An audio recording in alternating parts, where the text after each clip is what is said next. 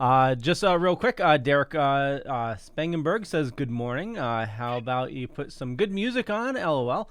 Tina Heel says good morning. June Taylor, good morning. Wendy Waterman says good morning as well. Robert Lacoutier, never seen Jeff up so early, and Tina Heel is on as well. So if you have any questions or comments, post them in the chat room, and I'll get back to them as best as I can. Yeah, and actually, when I just did the share off like that, the questions, you'll see all of them, so I don't need those. I can take those old man glasses off now, finally. So, Jeff, you want to bring this in? What am I bringing in? Whatever you want. Yeah. So, I've got a lot of questions. I know that, Amy, you had really reached out, the Green Angels, to really help Kerri. Could you tell us how that actually started? I think, if I'm correct, that Darren reached out to Kerri just to have her, just to find some information about Darren. And she looked up and researched the information and then got a hold of us. And I'll let Kerri tell her story. Right. Where do I begin? Well, let's go all the way back to the beginning. Okay, so 7 years ago, I was diagnosed with my first brain cancer, and we had it removed. And then I had 5 years what I thought were clear, and it turns out they were not. It turns out my cancer had been progressing over those 5 years to terminal levels, but no one told me. The scans got missed, or it was a mess. So 2 years ago, they said, sorry, you're terminal. And it was a bit of a shock because we thought we'd been clear, and we thought, well, how does it go from nothing to 3/4 of my brain in the 6 months of the scan? And we later realized it had been slowly progressing. Now, over those 5 years, my mum had been researching because she said she never wanted me to have chemo and radiotherapy. And so she'd been researching, and she told me about cannabis oil. Obviously, in the UK, we had no idea where to source it, the legalities, we knew nothing. And then Darren reached out to me, and I just sensed some trust in him, and I literally put my life in his hands to advise me. And it worked out well for me because 2 years ago, they said, you're not going to survive 1 month without chemo. And I'm like, hi, I'm still here 2 years later. Right. Awesome. Yay. Awesome. Thanks to Damien Aaron. Aaron and Dave. Oh my God, Darren and Amy. My language and my brain gets really confused. In the morning. Yeah. We love you, Kerri. Yeah. Oh, thank you. Because the tumor's in my language area, I just make up words sometimes. But that's okay. So you came to the U.S. then, right? Yeah, so I came to the US for treatment. I also went to Mexico, but that didn't work out too well for me. So I then came to the US to do my RSO and to do everything like that with the advice and support of the Green Angels. I didn't want to get arrested in my country. So. Right. So, well, that was bringing us all the way back to the beginning. We just summed that all up in like 2 seconds flat, folks. Okay, it's a great show. Right. Now, Kerri, you're an advocate over in the UK, obviously for cannabis and stuff, right? Yeah. How's that going over there? I mean, are they starting to see that this is an important thing, and they've got to get this medicine out to the public, Yeah. The response of the UK is a lot of people have believed in me, patients. A lot of people have actually gone against the doctors, which my doctor told me off for.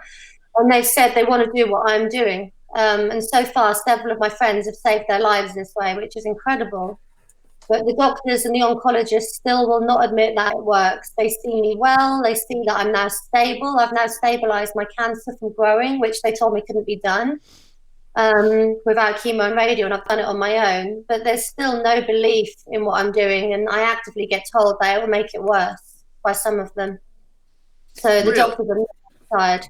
Yeah, we all follow your page. I believe it's Kerri's Kick-Ass Cancer Journey. Is that correct? Okay.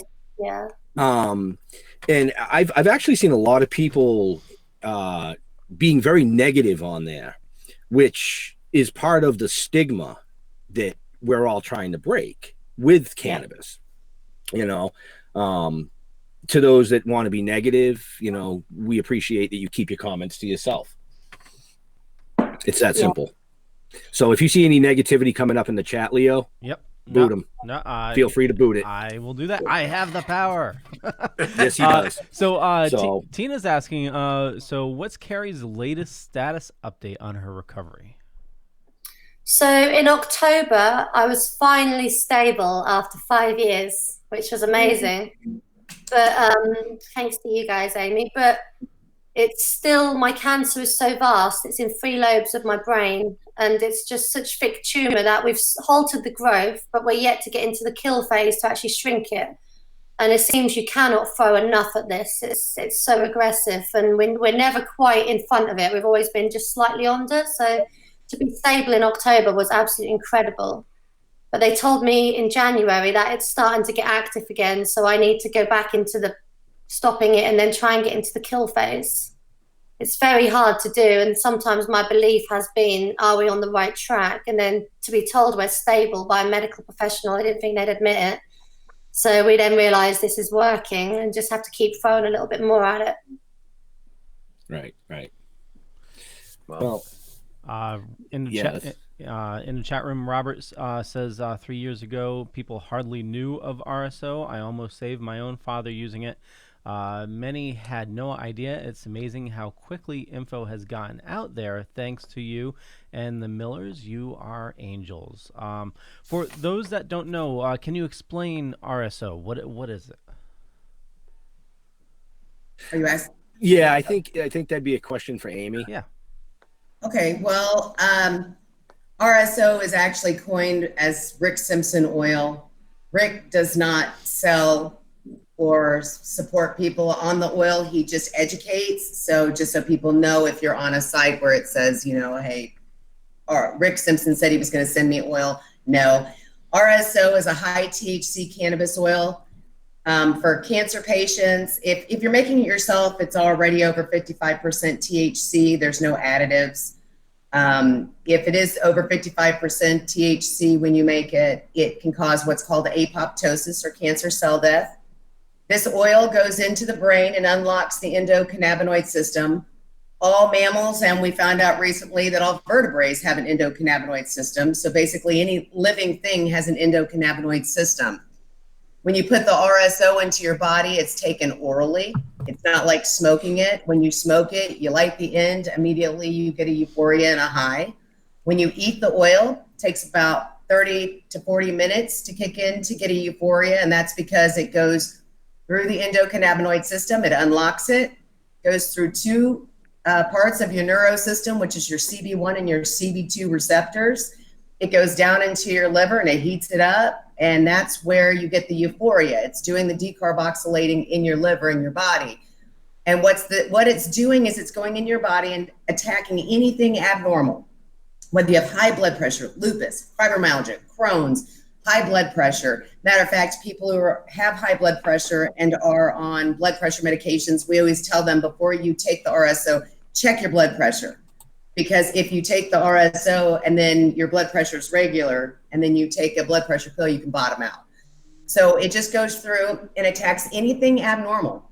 It doesn't attack anything normal. It brings your body back to its physiological state.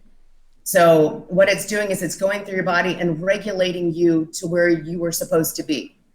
A lot of people ask, well, am I going to gain weight because I'm going to get the munchies? It's not that kind of euphoria. And once you've been on it for a while, you actually build up a tolerance to where you don't feel it anymore. You'd never know Darren was on cannabis oil anymore. He's just built up a tolerance to it. But it's still doing the same thing. After 5 years, he is still in complete remission. So, yeah, that's pretty much that in a nutshell. Okay. So when somebody starts an RSO regimen, do you dose up as you progress forward? You don't just all of a sudden hit them with this high dose of RSO, right? No. They come in 1 gram syringes typically. Unless you make it, you can just dose out of a bowl. The first dose that you'll do is about the size of a grain of rice, and you'll do that every 3 hours. Now, this is for a cancer patient. If you're taking it as a maintenance, like I do, just take a little bit before bed every night. I take the size of a grain of rice just as a preventative and to keep regulating my body back to its physiological state. I donated my kidney 2 years ago to my neighbor, and I healed so fast. It regenerates cells and tissues.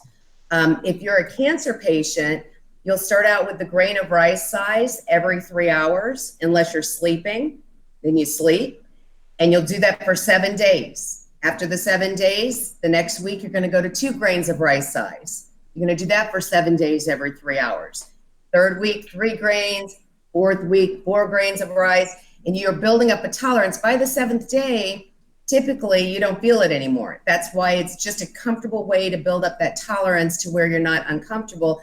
You absolutely cannot overdose or die from this, ever. It doesn't mess with your respiratory system at all. It's not like doing a drug such as heroin or anything like that actually messes with your respiratory system. So when you're taking this, it's literally a plant that gets you high until you build up a tolerance. Okay, cool. Cool. And once you get to the 1 gram a day, by week 4 and 5 is 4 to 5 grains of rice size every 3 hours. By the end of the day, you're on a gram a day. You'll stay on that as a cancer patient. You'll just stay on that dose until you're cancer free. Wow. That's amazing. Yeah, actually it is. Yeah, totally. So if you want to learn more about Amy or Kerri, we still got plenty of show left, but I want to let you know, check the show notes down below or up above, depending on where you're watching or listening to us, and you'll find a bunch of information there. You have the link for the Green Angels and also information for Kerri as well, some articles she was in, and also her YouTube page as well. Definitely subscribe to that. So we're going to bring this back a little bit. I know we're talking about, the cancer treatments and things like that, but I want to share a little bit more on Kerri's story. I mean, this young lady has done, seen, and been more places than any of us could possibly even imagine. So it does, cancer it affects everybody, from the nobody name on the street corner to people that are pushed into stardom, such as Kerri. Just to be able to hear their stories is a really great thing. So let's touch a little bit, Kerri, about what you actually do and things that you've been doing. I think she froze. Oh, there she is. Do you mean my sorry. recovery or? Yeah, I mean, let's see. I got some show notes here. You were Miss UK, you were Miss Europe, Miss British Empire. Still am Miss Europe, and just won Miss United Kingdom, another one as well, to go out to Miami this summer. So another nice.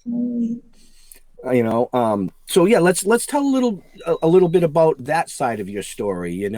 Things like that you've been able to do. Hollywood stunt double, cover of Playboy. I mean, you've really been in the limelight for quite a few years. Yeah, and this is me during my rest period as well. In my recovery, I still managed 2 international front covers and 2 massive pageant titles. But because my time has been limited, I wanted to fulfill all my dreams. And my dreams were get my black belt, which I did, even on a gram a day. Congratulations. And some days I just stood there and I looked and they were like, you didn't know your own name. And somehow I still completed 6 months black belt training, sparring, fighting the lot. So I got my first dream, even though I was on a gram of oil a day. It did not impact my training by the time I built my tolerance. I then went off to Miss World in the Bahamas last year as Miss Europe. I then came back, shot a front cover of Playboy, and then shot the cover of FHM, which was out in last month in February. So I wouldn't have had the opportunity to do any of that had I had chemo and radiotherapy. It was pretty much guaranteed memory loss, blindness, speech problems. I probably would have been in a wheelchair, to be honest. I don't think there would have been no quality of life, they said. But because of the RSO, I could actually keep my career. And I was training as a Hollywood stunt double. I got my dream to audition with an entire stunt team of Olympic athletes and Hollywood directors for a new movie. And I couldn't have done that if if I'd been taking the conventional treatment, which is absolutely incredible. And even though I'm now resting a lot more, I'm still able to do things I couldn't do because, like Amy says, it restores your body. My blood pressure actually went up. I've always been very, very low blood pressure, and it actually has restored it to the actual perfect rate, which is crazy. My sport recovery, training every day. I trained as a rock climbing instructor, my black belts, and I never ached. I never had any aches and pains. It was just incredible. I even broke my hand last summer. And my friend said to me, that's going to hurt when that cannabis oil wears off. I said, it doesn't ever wear off. Amazing. I feel no pain. I mean, that's just, it's truly amazing. As you just touched on, it allows you to maintain your quality of life as well. Yeah. Which, that's just another reason to push the power of this plant. Yeah. We have any questions over there? Leo, I see you looking at the screens. No, we do. So Tina Heel says, isn't it correct that Kerri was given a life expectancy that she has outlived with her way of treatment? Hi, Tina. Nice to hear from you again. I love you. Yeah, so they told my mum that without treatment, I had a month to live, and they told her that December just gone, so near on 2 years, because I think that was from the summer scan in June. So this June it'll be 2 years that they said I had 1 month to live. And now our local oncologists have said I have 3 months to live. So actually it's going up slightly, but as I've proven them wrong, I counted off every month and celebrated it as 15 months, 16 months, 17 months. And then I just forgot. I stopped counting because I knew I was going to survive it because of this, which is incredible. It is. Amazing. I love it. Oh, sorry, I was reading. I was listening, but I was reading at the same time. Wow. So there's obviously people that don't agree with the methods that you're using, because that's just human nature. So, do you get hassled sometimes? Are there actually people out there that will reach out and give you a hard time because you're trying to use RSO to save your own life? To be honest, no. But when I first hit the media in the UK, it said cannabis over chemo. So many people were commenting, you stupid girl, you're going to die, you're stupid, you deserve to die. But that's just media trolls. But what I have come across on my page is a lot of people saying, well, I wouldn't give my kids that. And I'm like, well, I would. It's just they can't in England sometimes see what's in front of their eyes. Can be quite small-minded. Cannabis does have a very bad stigma here. It's just being a drug that gives you the munchies. You order a pizza and you lose your brain cells. Basically, that's the English way. And I'm like, well, I'm getting more brain cells from using it. So, but I'm hoping that I have opened a lot of minds, which a lot of people now come to me and say, if I ever got cancer, I want to do what you're doing. And a lot of people every day reach out to me and say, where do I find RSO? Who can help me? And I just try and advise them the best I can. Yep. Okay, good. Nice. Good. So, and Darren actually went through something similar to that with people actually hating and negative comments when his story first hit the media here in the U.S. I remember we touched on that briefly when he was on. We still get it.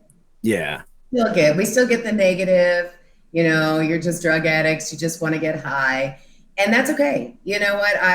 Nobody ever got, died from getting offended. So I just kind of brush it off and think to myself, you know what? You're going to not be able to sometimes try and convince somebody of something that they've had as a stigma their whole lives. And that's okay. Those just aren't people that we have in our lives today. It's really easy to hit block or delete than to have to deal with negativity. The beautiful thing is that we can choose who we want to talk to. As far as people making comments on our pages, the block button's great. I have a lot of blocked people. Yeah. Right. The block is wonderful. I admit that. Yeah. Wow. And I think that's really, really sad because, me personally, if I was in that situation and it was a life or death thing that I had to make a decision on what I was going to do, that's nobody's fucking business but mine. Right. Oh, he drops the F-bomb at 10:16 a.m. Sorry, go ahead. Yeah, well, I mean, when you're given, a month, you have to do what you got to do. It's nobody knows how you're gonna feel unless you're in that predicament. And when you're given, a fight for your life, you gotta look for any way and necessary. Robert Lecoutier says we have contacts for oil, save lives, plants, not pills, is our motto. Amy, are you guys still guiding people for the oils? All right, so I'm going to put that out there. I know a lot of people say they have contacts and things for oils, but Darren and Amy have started a mission in their lives to try and assist people with contacting the correct distributors of the oil. So if you'd like to reach out to the Green Angels, is that correct, Amy? It is. Okay. You can either get on my Facebook page or Darren's. And I'm really glad you brought that up, because that has been a big issue where people have gotten on my page and said, it didn't work for us. And then they show us a picture of what they were giving their loved one. And it was an eyedropper with some liquid in it that was clear. And I'm like, well, that's because that's not, you can call anything. So people are putting RSO on hemp. And when I say hemp, I mean like CBD, or sometimes it doesn't even have CBD or THC in it. It's like sunflower seed and whatever in a jar. You don't know what you're getting. You have to make sure you know what you're getting. Find somebody reputable who can guide you to somebody reputable, which is kind of my surprise for Kerri today. I don't know if we're doing surprises yet, but sure. We do have someone who is going to be traveling and bringing this to Kerri. Oh, thank you. Oh my God, that's incredible. Yes. So you're welcome. And so, so we were able to get her what she needs as far as people traveling and bringing it over there. We try to do that as much as we can. We have a lot of connections from other countries that come here, and when they come here and they're leaving, some people just leave with gifts. Kerri stayed here to do hers, but that way she, has the ability to get herself better and get on the right track. So we love you. Oh, thank you guys. That's incredible. That's amazing. You guys are That's amazing. Can I just touch on what you said as well about every man and his dog sells RSO, and everyone's mate down the pub can get you it. And I've even had people contact me to say, I want to start my own THC RSO business. Can I use your story to say I cured you? Really? And I said, no, you well cannot. That's fraud. It's taken it away from the people who've helped me and guided me, Darren and Amy. But also, I don't know what's in his oil. I don't know. He could be killing cancer patients. And there's people, characters like that, who want to cash in on someone else's journey, and this can't be trusted. So to have someone like Darren and Amy and the Green Angels that you can put the trust in is exceptional. That's horrible. Yeah. But it happens every day. And we don't even tell people that, RSO, or I'm not even going to call it RSO, cannabis oil, because like I said, RSO can be on any label, on any kind of anything to do with cannabis. So we just call it cannabis oil. Anybody can put a label on it. Anybody can, but it's your best bet is just to either make your own or find somebody who's reputable, because I don't have any clue where I was just going with that. So I'm just going to drink some coffee. Well, actually, speaking of coffee, I'll give us a little break here for a second. Every single episode is brought to you by Deadly Grounds Coffee, our awesome sponsor here on the Dorkening Podcast Network. And I just finished my second cup, had a half a pot of Death by Chocolate today. So now more than ever, we need to support our local businesses. They're a coffee vendor right here in Connecticut. And so here's a zombie talking about coffee. Everyone thinks because you're a zombie, you don't know good coffee. Well, they're wrong. We have very active lifestyles. It's not all wandering the countryside aimlessly or scaring passing motorists. And we all love a good cup of joe. And there's only one brew that gets my seal of approval. Deadly Grounds coffee is my guilty pleasure. Bold, robust, delicious. It's coffee that can wake the dead. With over a dozen different roasts and flavors, Deadly Grounds can satisfy the most finicky of coffee addicts. The aroma is so intoxicating. It brings all of my neighbors out of the woodwork. Deadly Grounds coffee. Coffee to die for and zombie approved. It's good to get a little deadly.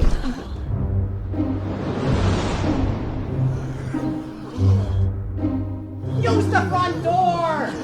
Oh, they're so disgusting. Okay, there we are. We are now live again. We're back. We're back. We're back. So Deadly Grounds, you can find information down below or up above. And local roaster here in Connecticut makes some awesome flavors. Death by Chocolate, Witch's Brew, which is a chocolate raspberry. Oh my God, that's so freaking good. Breakfast. Yeah. Leo's drooling over there. He's like, I need more coffee. So Witch's Brew, I'll tell you a quick story, which is idiotic. But when I worked at GNC back in the 90s, there was this one thing that they sold called Metaform Heat, which was at the time is like the legal form of speed with and they found out if you mix it with aspirin and caffeine, it like quadruples the effect. So I was like big into working out in the 90s and it all went wrong. But yeah, whenever I get that flavor, like something like kicks in because it was a chocolate raspberry flavor. So that coffee, it does something special to me. There goes Leo painting the house again. But I mean, that stuff's been gone for a while. They criminalized it back in the 90s. So yeah, that's my fun story. That really does explain a lot of things, though. It does.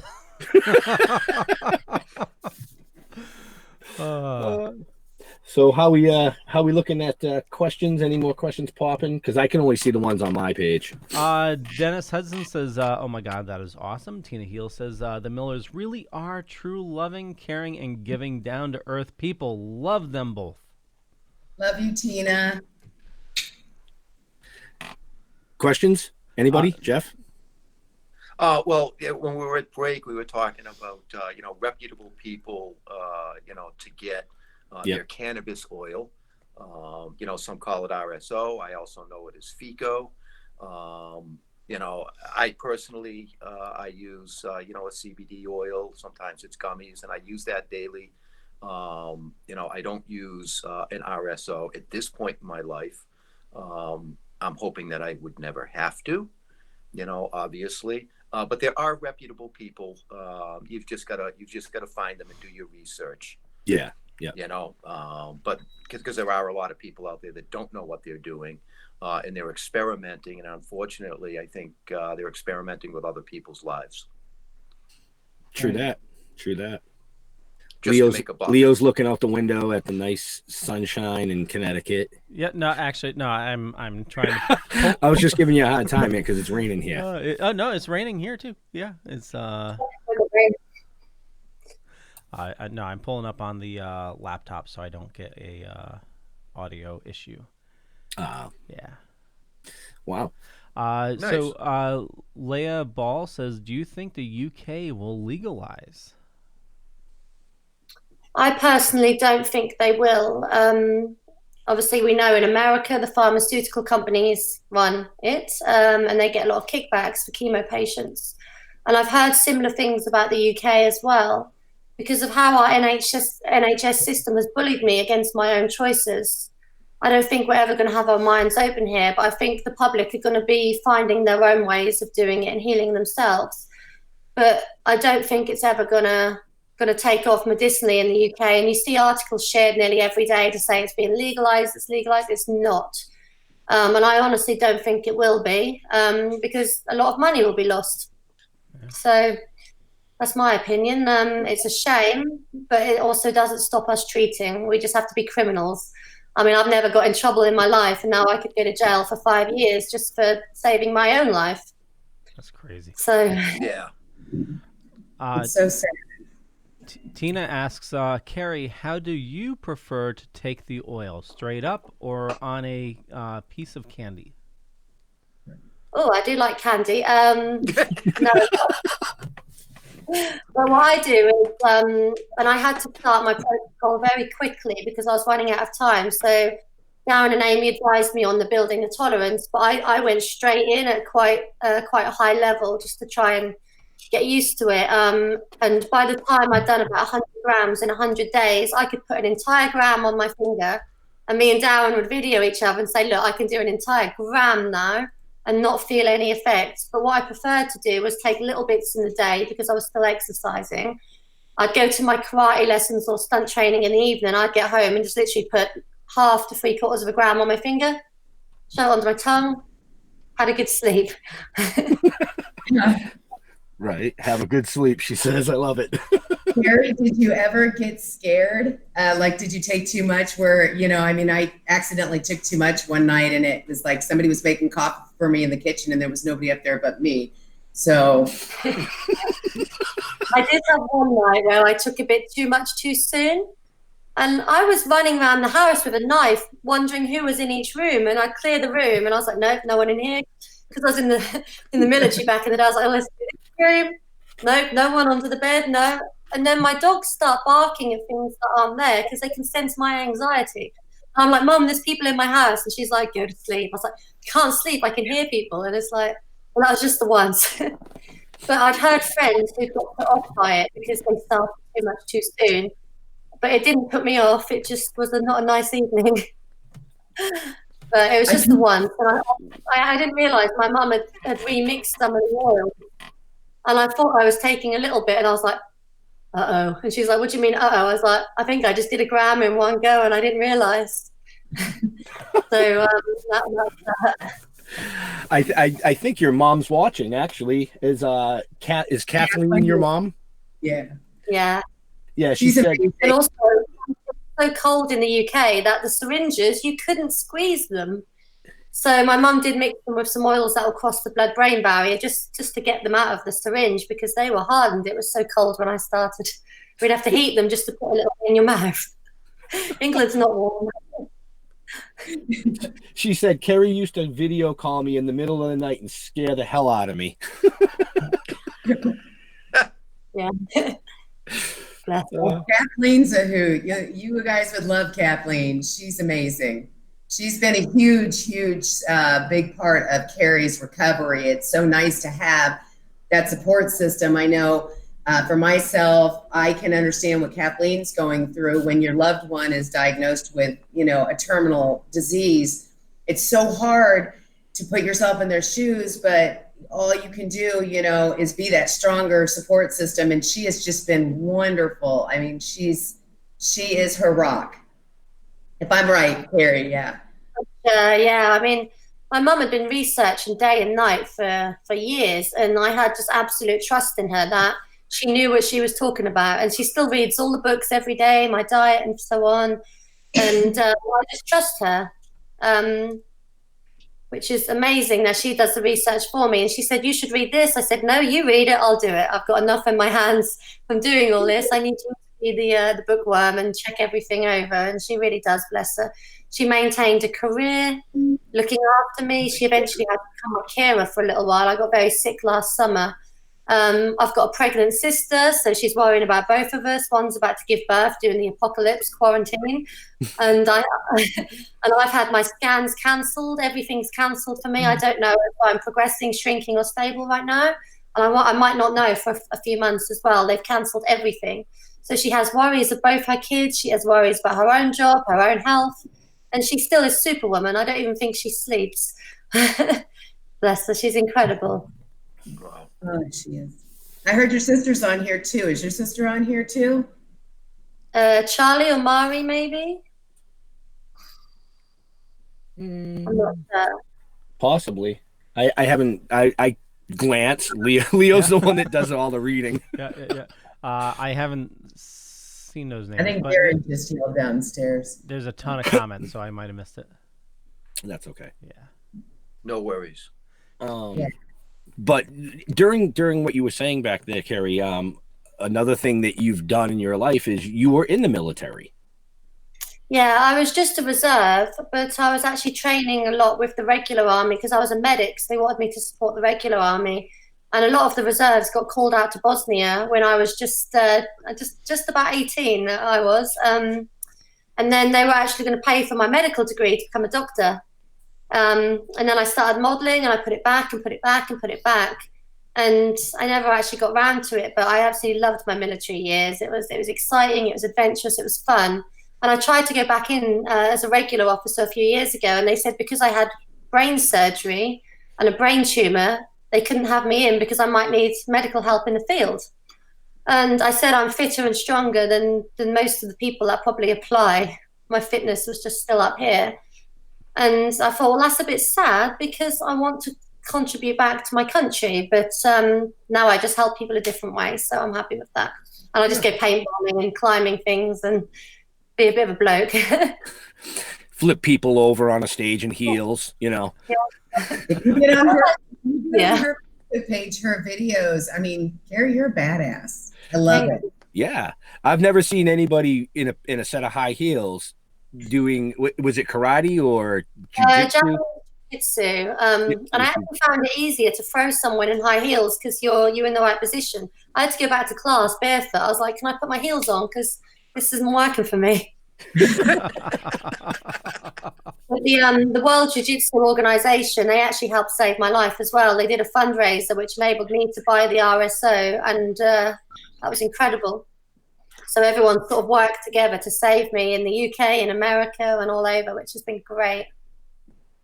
That's awesome. Yeah, People find it been exceptional. It's been out of this world. Love to see that. We need more compassion in the world right now. Yeah. Totally. Just gotta get them all high. Yeah. Get them all high. Give them some Twinkies, man. They'll be fine. Yeah.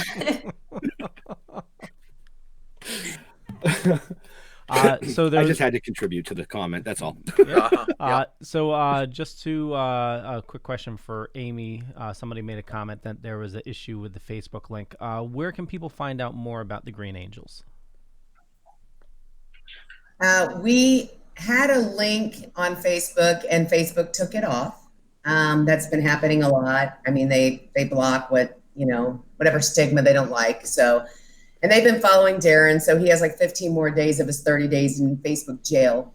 But if you just get on my page and private message me, I do get in the hidden messages also. I did find out that there's hidden messages, and there were just hundreds. But if you get on my Facebook page, you can either just comment underneath one of just one of my posts, or just put it in private message that, hey, I'm trying to get in touch with you.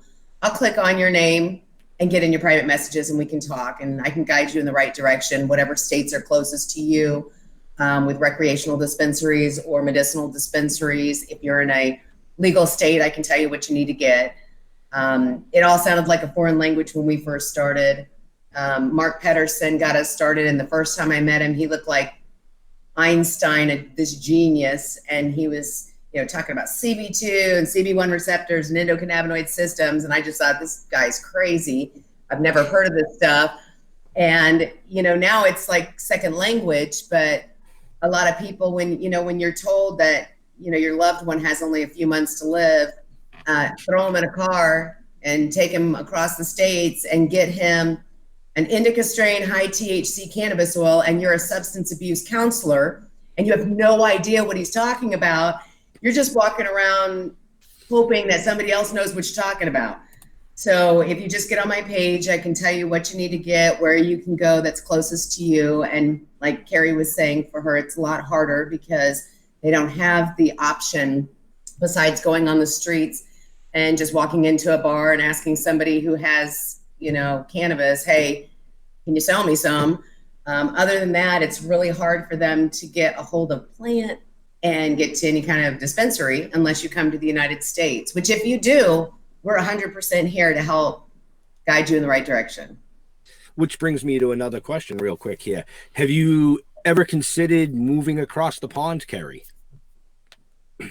I have. I used to live in Los Angeles. I was one of the girls at the Playboy Mansion, which was just a dream come true. And every weekend I'd just hang out with the playmates and LA, of course, there was a CBD shop on every corner, but I didn't really know about it then. And it was actually one of the girls from the Playboy Mansion who said, why don't you use CBD as a preventer? And I said, well, no, it's for when I'm progressing again. And she said, well, why don't you stop the progression by using CBD? So then when we didn't know I was terminal for those 5 years, had I probably not been using the regular cannabis oil for around 2 years of that, I probably would have died because they missed the scans. So I would love to live in LA again. It's my dream. But because my scans are here, and I have to have my family and everyone look after me a lot of time, I'm not as well as I look. So maybe it'll be something again for the future. But I can't really get my mum, my boyfriend, everyone, and like, right, we're moving to Los Angeles again, as much as I would love to.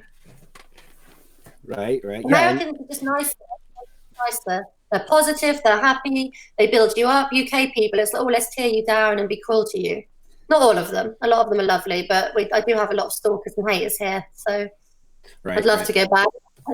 And now you mentioned your boyfriend, which is Luke, correct? Yeah. He's been a big inspiration and part of this since you guys have been together. I mean, how does he feel? He's quite blasé about it all. He sees me so well, and I've been very sick the last 2 weeks with the possible virus, and he's been helping me get up, bringing me food, waiting on me hand and foot, and he still doesn't believe I'm sick. He's like, you're all right, you've had worse. And I was like, yes, but I think you have to sometimes realize I am ill. I just look really, really well, and I think that throws people sometimes, so he does get surprised when I'm sick. But he just believes in what I'm doing. He loves his little conspiracy theories about chemo and stuff as well. I didn't realize how much he was a conspiracist like me. And he gets back from the pub like, do you know this? Do you know this? Do you know this? And he's fully against me having chemo. He said he won't let me touch it, same as my mum. Nice. And that brings it back to having that solid core, that rock foundation that's willing to help, and that's a big part. Absolutely. Without support, you're all done. Yeah, thank you for breaking the silence there. I thought maybe you froze again in the corner. No. Marigale says, and I'm sorry if I mess up the name, Amy, you and Darren keep on changing lives. I will forever be thankful for the time you helped my mom. Thank you. Love you. And Tamara mentions Granny's fudge brownies. Amen. Yeah. Wish we had some right now. That's the candy granny, right? Yes. My mum accidentally ended up with some of that. She was mixing my oils so they'd, like I said, they'd be a bit easier to take in the cold. And we didn't realize the wooden spoon was absorbing all the THC, and she made some cake. But her friends didn't go to work for a couple of days. Yeah. You don't. Fine, but everyone else was like, nope. Yeah, you don't lick the spoon. That's So I'm great. part of a spoon. Like if you make like a spaghetti or something, you're going to enjoy it. Oh my. Yeah, That's good to know. Well, you already found that out the hard way. Well, the first time I made my own homemade butter, I stirred it like every 5-10 minutes, and I kept licking the spoon. I was high as fuck after about 3 hours. Yeah, you were. I think I got like 45 phone calls, and it was all the same thing. Dude, we should really write this into the comic. And I'm like, you just said that to me like 5 minutes ago, bro. He's like, did I call you? I'm like, yeah. What are you like hitting fucking redial? Yeah, it was a trip. So, Tina. Yeah, I'm addicted to chocolate, so I find that a lot when I'm doing the oils, and I'll get some on my finger, and my brain automatically goes to chocolate. So, I lick my finger, and after about 15 minutes, I'm like, oh my God. I need more chocolate. More chocolate. right? That's awesome. So maybe you guys That's have you discovered any recipes with THC, like accidentally mixing it with something else, like a spaghetti THC? Well, actually, I've been partial to the barbecue sauce lately. Oh, nice stuff. Yeah, barbecue sauce. You don't cook with it because you don't want to burn it off. But yeah, dipping my chicken wings and ribs in that, and then you're sleeping a half hour later. Not good for the digestive system, but whatever. Complete and zombie I make my mode. own cookies. Follow it with cookies, yeah. Peanut butter cookies. Michelle says no cookies. Oh yeah. No. I was waiting to see if she'd comment on that. Michelle, my wife, quick funny story. We were at Jeff's camp. He owns a place in the woods up in Maine here. We were all up there, family vacation. And Jeff's like, anybody want, a cookie? My wife's like, I'll try a half. She's not a big cannabis person. She does a little bit of CBD oil to help with aches and pains. Once in a while, she'll do a 10 milligram THC to sleep at night. So Jeff gives her a half a cookie, and we're in the house. She starts doing dishes. She looks over at me, and she's like, I think I need to sit down. And I kind of helped guide her over to this chair, and she sat there. Within 3 hours, she went from the chair to crawling across the room to the futon, passing out in the futon, me getting her up to the bedroom in the loft, and she don't remember any of it. She was like, I'm never doing that again. It was quite funny. This was half a cookie? It was half a cookie. Oh, yeah. Wow. Yeah, well, and that's tolerance. And as Amy and Kerri mentioned earlier, it's the tolerance. As you do these cannabis oils, you build a tolerance so that when you're actually medicating, you're not like, woo, all loopied out. I had the same experience. I ate a quarter of a brownie. Everybody went to bed at the camp. I sat at the damn picnic table for 3.5 hours staring at the coals in the fire because I was wasted. So guess who doesn't do brownies no more? That's because you're a fucking lightweight. Yeah. Well, Me too. It's tolerance. It's tolerance. I mean, I could sit here and smoke 3 joints or 3 bowls and be fine, but I eat a quarter of a brownie, man, and give me some blankets because I'm out. Yeah. Well, the edibles are different. Everybody reacts differently to the edibles. I had some in LA and I just saw sweets and I was like, oh, someone's got sweets. Stuck an entire hand in, filled my mouth up, sat in this taxi, I smell cannabis. Who's got cannabis? And then 5 minutes later, I was like, oh, that's what they were. Luckily, I had good tolerance because I ate the entire bag pretty much. Oh, wow. But I still ate it. Yeah, you have a good tolerance. Kerri built up real quick, 2 grams a day. We were shocked at how fast she built up. I mean, a grain of rice for me, I'm like you, Jeff, and Ben, where I can take a half of a 10 milligram gummy and I've melted into my couch and I'm like, ooh, I don't like this feeling. Yeah, I think we did. I think after 2 weeks, I was on nearly a gram a day. That's 2 weeks of a blur for me. It was just a blur. My mum would just eat pizza and stuff, and that's all I remember. Michelle says she has no clue how she got there. And Denise Hudson says that my husband is a pancreatic cancer survivor. 6 years. Healing is a combination of many things: love, faith, peace of mind, good doctors, and cannabis. Amen. Oh, that's a great story. If you want to reach out to us via direct message or email, that might be a story that we can pull up on the show at a later date. I mean, we're booking, a couple months in advance right now, but we love those types of stories. That's why we're all here today. Wow. Now it's almost 11 o'clock here, but we started at 9 a.m. on a Sunday morning to be able to help bring that education to people. Open up people's eyes. We're trying to open up people's eyes without beating them on the head. Well, sometimes that's fun. Sometimes it's the only way. Yeah. Right? True. I remember when I had my 83-year-old father-in-law over here, and he takes care of my plants when I go away in the summertime. And it was the first time I did an outdoor grow. And I said, don't use the rainwater. You got to use the gallons of water here for this particular plant. Oh, geez, that's the marijuana. He's a full-blooded Italian. I'm like, don't kill my plants. You know what I mean? But he's got that stigma about it, and I can't break it. Even though CBD helped my mother-in-law for her knee issues and stuff, she really liked it, but he just wouldn't allow it because of the stigma. He just thinks it's a drug to get stoned. Wow, you could hear a pin drop. I'd never done a drug in my life. And then suddenly I'm being called a drug dealer, drug addict. And I'm like, I turned around to people and I said, how many prescription medicines are you on? And they're like, well, I'm on this for tiredness. I need this to wake up. I need this because I'm sick from the other two.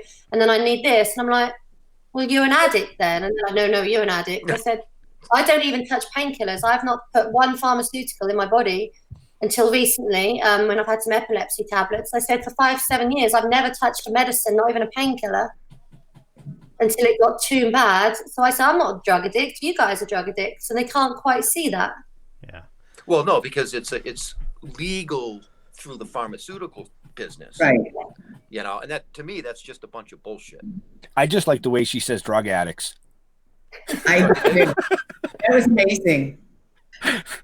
Was it drug addict? Yeah, the accent. I love it. It's just, I've always had a thing for the British accent. It's just one of those things. I just wanted to break the monotony of the show real quick and just be the what are the dick in the crowd, as I'm called. Yeah. Well, I mean, you bring up a good point.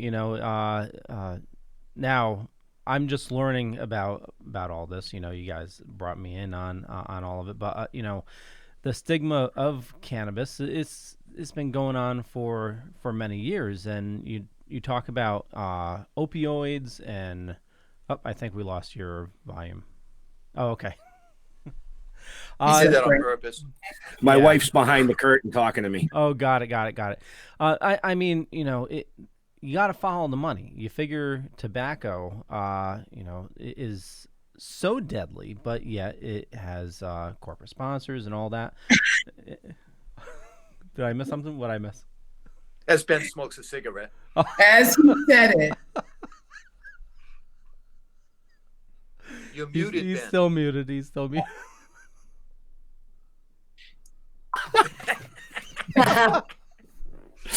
Oh, shit. And I'm not even high yet, folks. Sorry.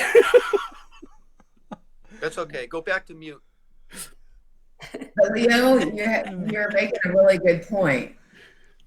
Yeah, I mean, the pharmacies. Somebody, I saw a hilarious meme talking about, pharmacies and the medical industry in the U.S., where the top TV show in the U.S. was about a teacher selling meth to pay for his hospital bills. Yeah. It's just crazy. Wow. Yeah, Breaking Bad. Did you ever watch Breaking Bad?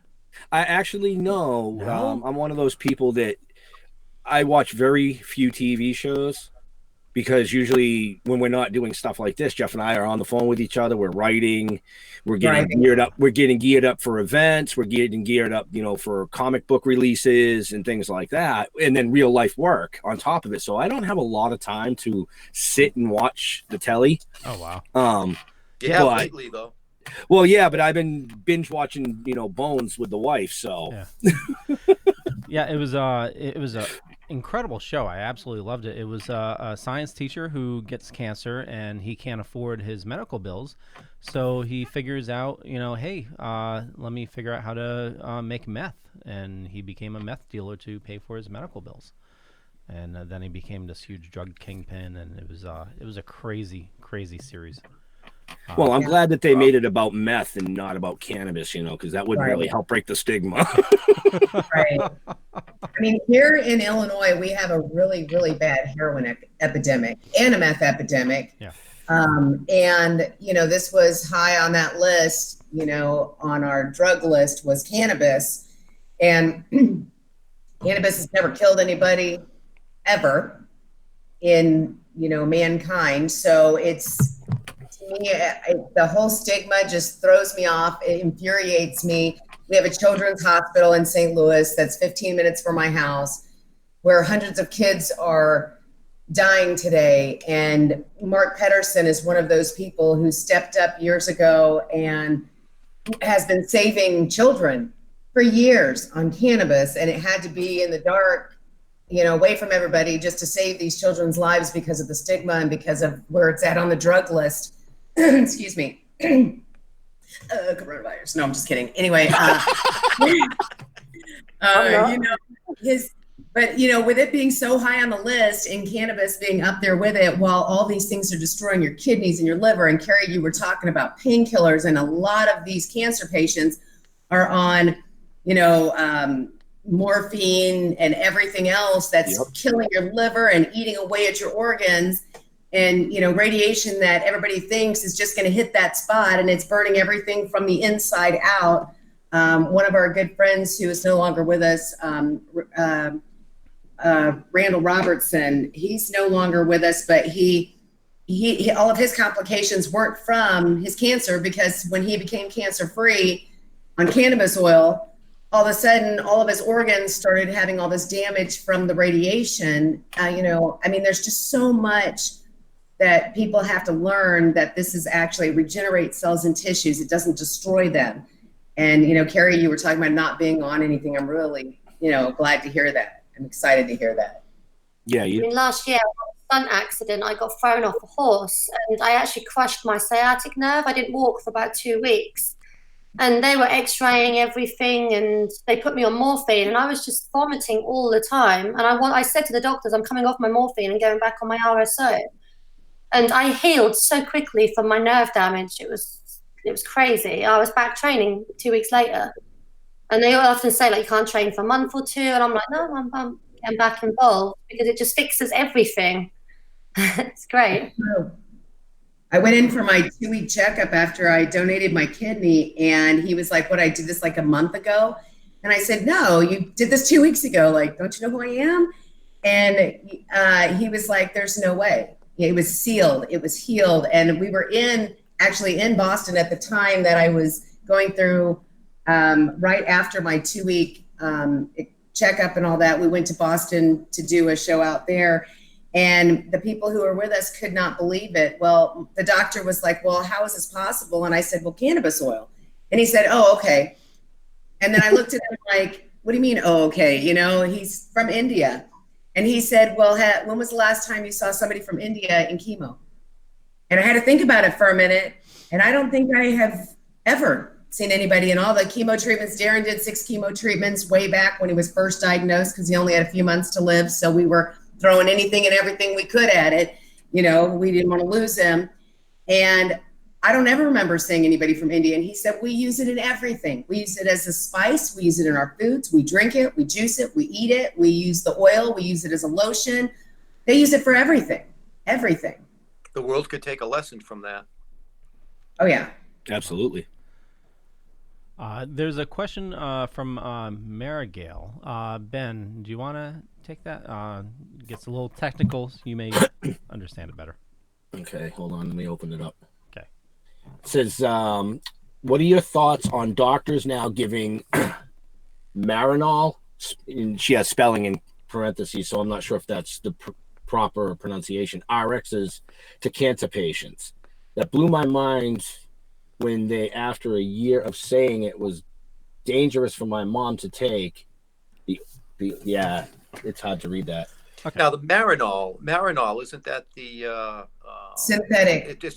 Yeah, that's the synthetic. So I guess her question is, what are your thoughts? We'll direct this to Amy first. What are your thoughts on doctors giving that to cancer patients? All Marinol is a synthetic, man-made, fake THC. And all it does is help with nausea. It's not the same thing. It's not made with cannabis. You can test positive for THC So there's something in it that they've infused it with, but it is synthetic and man-made. It doesn't do anything for slowing down any kind of metastasization. It's not even on the level of CBD. It's, I mean, you'd be better off taking CBD than you would Marinol for nausea, than you would Marinol. Right. That's the pharmaceutical companies trying to get in on something that they have no business getting in on. Correct. Absolutely. Was that the question, Leo? That was the question. Thank you. Because You're welcome. I would have totally screwed that up.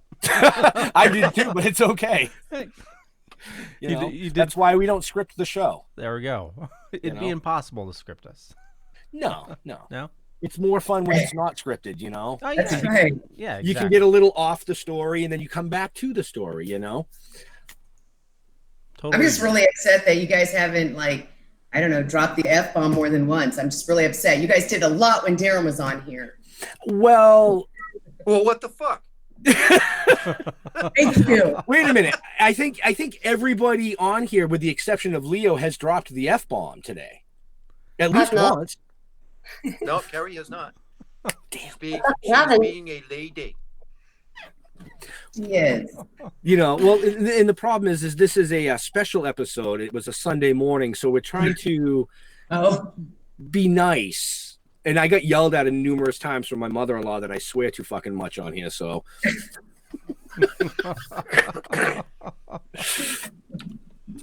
nothing wrong with that. No, it's in the dictionary. That's all I got to say. Yeah. Well, I would like to hear the UK version of it, though. What? Fuck. The word? Oh, we Yeah. say fuck. Yes, we say that. Sorry, Mum. Sorry, Mom. We got her to say it. That's our fault. We're bad influences. Yeah. Denise says there are ladies present. Correct. Yes. Correct. We were brought up not to use a lot of vulgarity in front of ladies. Dude, I was trying to set up a live online strip poker game. I know, but you only got guys to refer to you.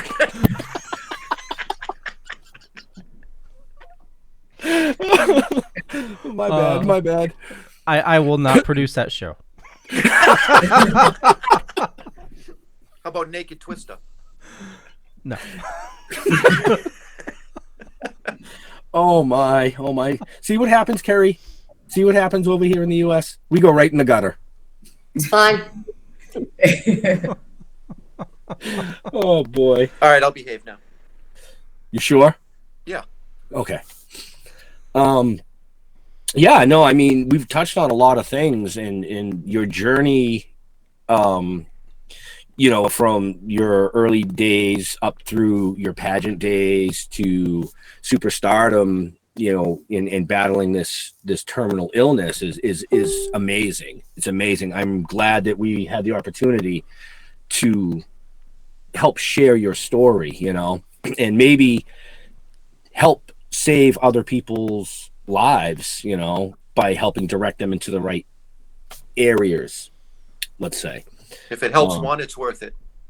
Right. Cancer doesn't discriminate. It doesn't matter how much money you have, what status you hold, from the rich to the poor.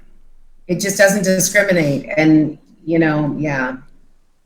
So unfortunately, Kerri was a victim of this horrible disease. And I have never met a bigger warrior. I mean, literally, because she's a warrior. I mean, she'll kick your butt if you meet her in person. She don't like it. She'll get you. Oh, yeah, she will. Yeah, she will. Hence the black belt. Yes. Start a new nickname, Cannabis Ninja. There you go. There it is. I love it. Cannabis Ninja. And if you get back, I can't feel it. So it's great. I love it. Somebody grab that URL real quick. Michelle says, keep it clean, Hoffman. Hoffman? That's what she wrote. Jeff is playing for everything. That's everybody. Everybody when they announce Jeff, they put these F's in his name that are not there. So it's been an ongoing joke for a couple years now that he's Mr. Hoffman. Yeah, totally. Yeah, whatever. I know my wife's phone will ring after this for that comment. Oh, that was your wife? Yeah. All right, payback, bitch. Oh yeah, right. Yeah, make sure it's payback to her though, not me. Not like that damn Dory hat you had her buy on vacation. Fucking guy. Oh. Kerri, do you have any big events coming up when you guys get done with being under quarantine? I have, but everything's been cancelled. I was supposed to be competing at an international seminar and training in some of my martial arts and obviously my pageants. And I had a fundraiser set up for myself as well. And we've just had to cancel absolutely everything in the UK. And as you can see by the mess, I was about to move house and it's just been shut down. And I've been sick for the last 2 weeks as well. And 8 doctors have said I've had the virus. And I know I look well, but I couldn't get out of bed, as you know, yesterday. And it's just the UK right now. We've just, like, probably the same as America, we've just had to shut everything. My MRIs are cancelled. My oncology is cancelled. It's not a good time for a cancer patient in the UK right now because we need our medical services for other things. And they're just so overwhelmed. So I've got all these dreams I want to do. And it sounds stupid and very shallow that a deadly virus is getting in the way of my life and what I want to do.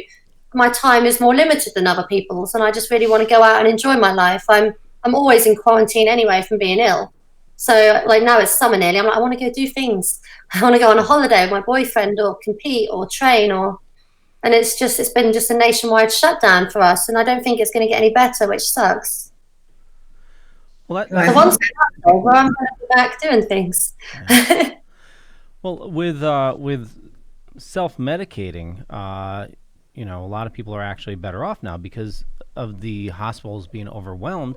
A lot of cancer patients can't get their chemo right now, so it's now is more than now's the time more than ever to start looking for ulterior treatments. Yeah, it said about me if I have to have chemo, because if this in the next scan was going to progress, we might have had to actually have a serious think and a talk about. Even though my trust and belief is this, it's my mum wants to keep me alive as long as possible now. But even still, they've said no chemo is going to be starting in the UK for months, and some of these people just don't have time. So I do hope they do their research and look at other things. Yeah. Absolutely. Yeah. And with this virus, a lot of cancer patients have to remember, and this is anybody with immune deficiency disorders, because your immune system is pretty much down, is to just stay isolated from everybody. I mean, you already have it, Kerri, so you hopefully when you get through this, then you no longer, hopefully, can get it. Again, they're saying that they're actually finding people who have been diagnosed with it, got through it, and then they're using the antibodies to fight against the disease in the future. Hopefully that's the case. Yeah. It must have been the cannabis helping me as well, because I had paramedics sent twice. And they're looking at me like, your blood pressure's fine, your obs are fine, your heart rate's fine. I'm like, well, of course it's fine. I'm a very healthy person. I take a lot of healthy supplements, didn't tell them what. And I've been so physically ill. The stats, and this happened last year, Amy. Do you remember I was hospitalised in ambulances every day nearly, wasn't I, at the end of summer? And I'm looking, because I'm an ex-medic, I'm looking at the machines. I'm like, oh, dear crap, they're not going to take me seriously because I look perfect on paper, but I feel very sick.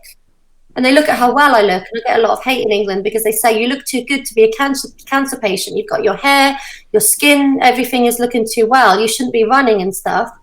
I'm like, because I'm not a cancer patient that you would expect, because I haven't had the treatment, and it's the treatment that does all of that. It loses your hair, makes you ill. I said, so it's not actually the cancer that affects me. It would be the treatment, and I'm taking all these healthy things that are keeping me well, and I feel amazing most of the time. Yeah.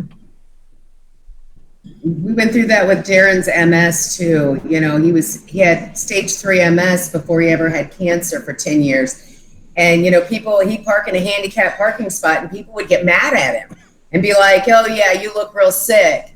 And if you lived a day in his world, he was very sick, so I completely understand. And your pictures tell all. If people want to see the hell that you went through internally, they can look at the pictures when you had your surgery, your brain surgery. I mean, it was horrific. And what people don't understand is it's internal, not external. You know. Yeah, and those pictures are all public from other interviews that Kerri has done. So, yeah, if you Google her, you'll see the hell of a journey that this young lady has endured. Here, if I painted my eyebrows on, I would go up to about here, and obviously I looked like a frog. My eyes were swollen and the scars and everything.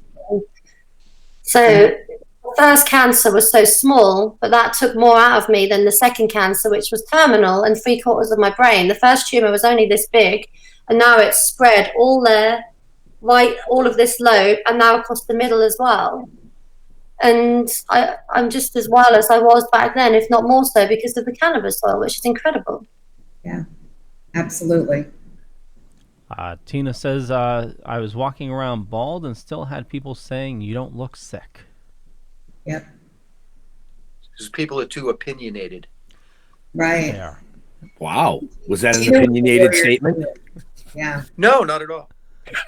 You know, a mind is like an umbrella. It only works when it's open. Exactly. Wow. He's getting philosophical on it, folks. That was a good one. Yeah. He's getting philosophical on us. Want to remind everybody that if you want to learn more about our awesome guests, check show notes down below or up above. We got a bunch of information there. And with Amy, with her Facebook, actually, just go to her personal account to reach out to her. Right. Yeah. You know, very good. Yeah, I think we've covered just about everything. Do you guys have anything else you'd like to share, or? Yeah, I'm hungry. It's breakfast time. I wasn't talking to you. You can leave. You can leave whenever you want. You know. Hasn't he done that in a show before? Didn't he just like walk away one time? Numerous times. Yeah, he just gets up and he's like, "Hey, I got to eat, and I'll be right back." It's like, what? But that was more directed at the ladies, Jeff, not you. I didn't know if there was anything else that they wanted to touch on or share. Well, I just wanted to make a note really quick. Now is the time to get any questions in the show notes or any comments before we wrap things up. So if you speak now or forever hold your peace until the next show. That's right.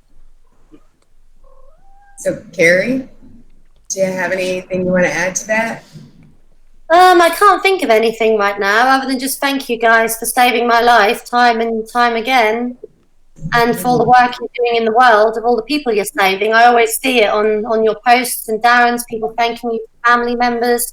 And I would just probably like to say to anyone in America, you guys have this opportunity to reach out to Damon. My brain, Darren and Amy. Names, I'm really bad with names since the tumor came back.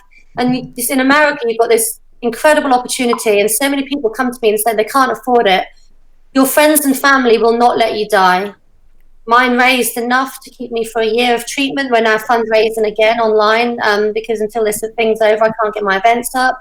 And you just do not stop fundraising. And when my story appeared on Sky News on the front homepage, because it was in hundreds of papers across the world and websites, strangers were sending me money so I could still treat and travel, and they got me flights to the USA for me and Mum, and hotels, and people have just been so kind. I just reach out to the public because they won't let you die, and you can do whatever it takes. Me and my mum both sold our houses originally just to even cover the finances of being sick when I wasn't working, and I lost my business, I lost my home, I sold my car. I was lucky to have a boat because my business did well in the past. All of it gone. And it's just about looking at what you have, assets that you can just get rid of to save your life. And I used to be wealth orientated, and now I'm health orientated. I've dumbed my life right down. It's quite simple these days. But I'm healthy and I'm well, and I'm grateful for that. So it's just about doing whatever you can to get these medicines in you and just trusting that you will feel amazing. Well said. Absolutely. That's the same, here. When all this happened, I had to quit my job to save my husband's life. He only had a few months to live. So we reached out. We did a GoFundMe. And Kerri, if you have a GoFundMe, maybe Leo, we can post her GoFundMe link, and we can get Kerri some help still because they're quarantined. So it's really hard for them to, for her to keep helping herself and her family and saving her life, the struggle is real.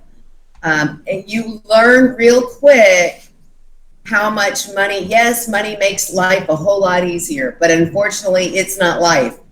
And when you're losing a loved one, the money is just to save that life.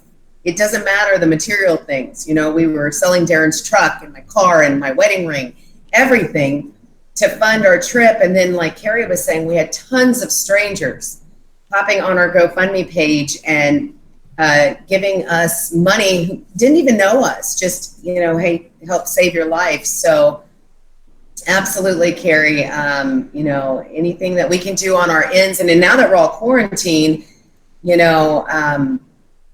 we can't do any kind of work. Like Kerri was saying, nobody can do anything. All we can do is just sit here and hope for the best and hope that the people who can get this still have access to it, since they can't even get to dispensaries in legal states. We can't get out of the house. So we have a lot of people contacting us, which is why, we were thankful that in Illinois we could grow, because we were able to grow our own medicine here. And a lot of the dispensaries are shut down because of what's going on right now. And so for people to get access to this medicine right now is really difficult.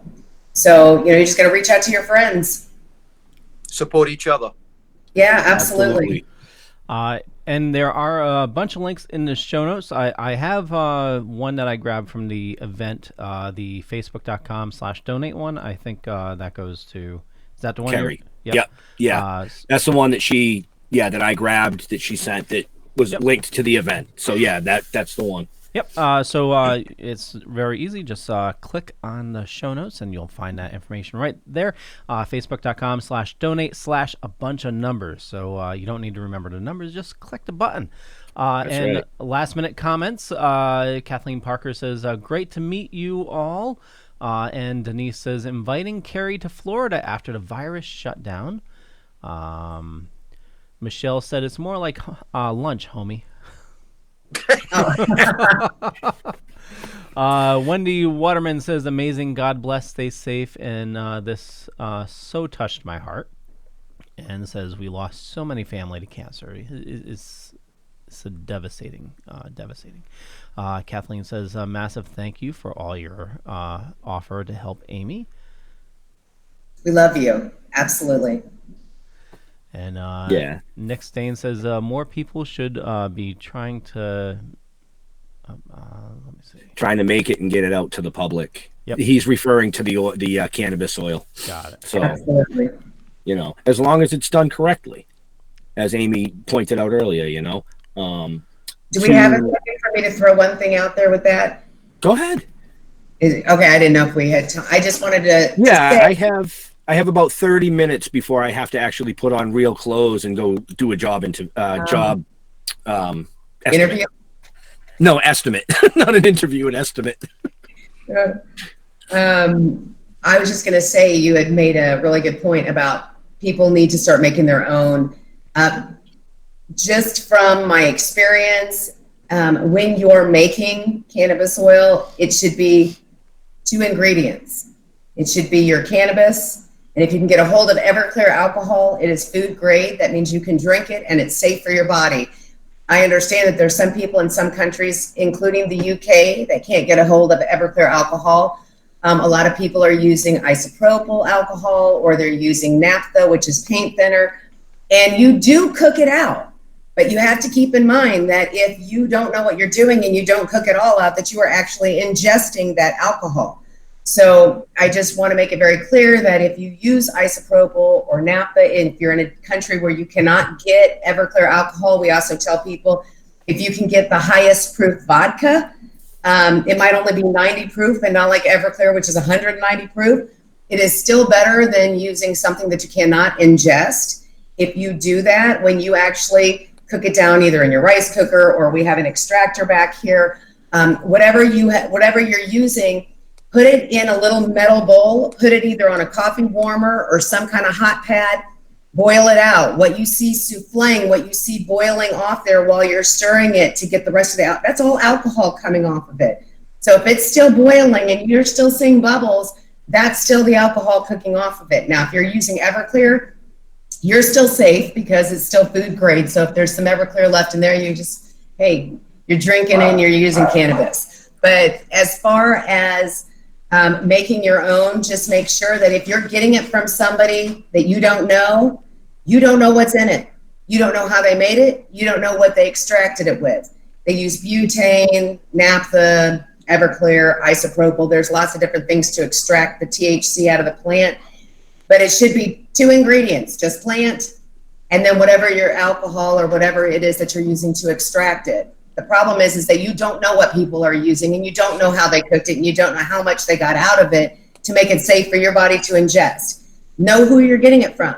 If you're getting it from a dispensary, typically it's butane infused. At our local dispensaries it is, but we don't have any success stories there yet. But hopefully, I don't know, because I wouldn't put butane in my system. I don't know. But we don't use it. Just be real cautious on when you're making your own to make sure that you know what you're putting in it. Good advice. Yeah, and just want to follow up with that. If you look back into other shows where we had Darren Miller on previously, he also goes into a lot more detail as well. Yes. So you can just check back in the videos and watch another great show. Absolutely. Totally. All right, Leo, you want to wrap this up for us? Yeah, totally. I want to thank you all for watching. Again, check the show notes down below or up above, depending on where you're watching or listening to us. And this show is brought to you by the Dorkening Podcast Network. If you head on over to thedorkening.com, you'll find all the shows I have on the network, over 20 shows, and we're going to get the audio podcast for this up as well. So we'll talk to you about that and get that going. And so let's first one on the button here. Amy, where do you like people following you? I just use Facebook. Unfortunately, I haven't learned Twitter, tweeting, whatever. Haven't learned any of that yet. So I just use Facebook. If you want to get in touch with me, you can. And if you're in my hidden messages and you really need to get in touch with me, just post a comment under one of the posts on my Facebook page, or you can click on Darren's in 15 days to get on his. And when he gets out of Facebook jail again. So yeah, that's it. Yeah, and that's something about messages. Every now and then I'll go in and they're like, I don't know why Facebook likes to hide certain messages, but they have control over everything. They're evil. Evil. Kerri, where do you like interacting with your fans? My YouTube's actually really blown up, and mainly with American fans and Canadian, because the UK is still a bit funny about things like that. But my Facebook page is where you can sort of see my updates. My profile is where you can see all the crap I post. But my YouTube's probably where I put my blogs and my updates, and my cancer page on Facebook as well. But people can reach out to me wherever they want. I often have had people saying, "Oh, put me in touch with Darren. I can't get hold of Darren." And then I've said, message him again. I'll message Darren and say, go back. But what I didn't realise is I was messaging Darren's profile, the wrong profile, for about 6 months, wasn't I, Amy? Because I didn't realise which one was in jail still. And I've been messaging someone for about 6 months. I never know which is the jailed profile. I know. And you got a little pug in the back? Two. Yeah. One just walked by. Arnie is 15 and he's been in films, Hollywood movies, and Biggie Smalls is 3, and I won't let him near movie set. I've had paramedics out and he's eating the ECG machine. They're like, "Oh, isn't he cute?" And then I flatline. I'm like, no, I'm still alive. And we look and there's 2 bits of cord and he sat there like chewing them. So he's a little bit of a monkey. Kathleen Parker says, when the world is back to normal, Kerri and I will be coming to see you, Darren and Amy. Oh, that would be wonderful. Well, we've said it for a year, haven't we? But last summer I was so ill, wasn't I? I just couldn't do anything. She couldn't travel last year at all. And of course, we were stuck here. I also take care of my father-in-law, so there's stipulations on who's going where, but as soon as Kerri gets better, absolutely, Kathleen, we'd love to have you guys here. I'm so excited to hear that. Oh, that'd be wonderful. I Sounds still like have a no. road trip for us, Jeff. Yeah. Absolutely. I've been telling you guys that forever. Right. Yeah. Soon. Yeah. Speaking of Jeff, Yes. hello, sir. Yeah, I like to be followed from behind. No, I'm a Facebook guy. I don't, I'm like, Amy. I don't do all that other Instagram stuff. But Ben is always on top of all of that. Like I said, I do Facebook. Token Dead on Facebook. We pushed something out yesterday, so we're anticipating getting a whole bunch of emails and contacts and stuff like that, because we are giving out the PDF version of issue number 1 for free for everybody. Just send us your email and we will send that out to you worldwide. Yep. Yeah, because people are stuck in the house and going bonkers. Yeah. We can't do much, but we can do that. Right. So, my turn yet? Wrap it up. Is it my turn? It's your turn. It's your turn. Oh, so first of all, I want to thank these two lovely ladies, Amy for coming on and help educate a little bit, and Kerri for coming on and sharing this amazing story that we really thought everybody should hear. So thank you to both of you, of course. And as always, to our first responders and our veterans, thank you for doing what you do every day so people like us can do what we do every day. And amongst this crisis right now, we want to give a huge shout out to everybody in the medical profession for putting your lives on the line to help curb what's going on in the world right now. We love you all. We'll see you soon. We're out. Peace out. Your book of lies will buy you a mild acceptance. My free mind will keep me from under your spell. And when we die, Jeff will be the you'll first one to drop because he's hungry. another angel in heaven, but me I'll be. Really badly. Thank you, Amy. It's so lovely to talk to you face to face as well. And I'll mess with you about what we talked about earlier. Thank you so much, sweet.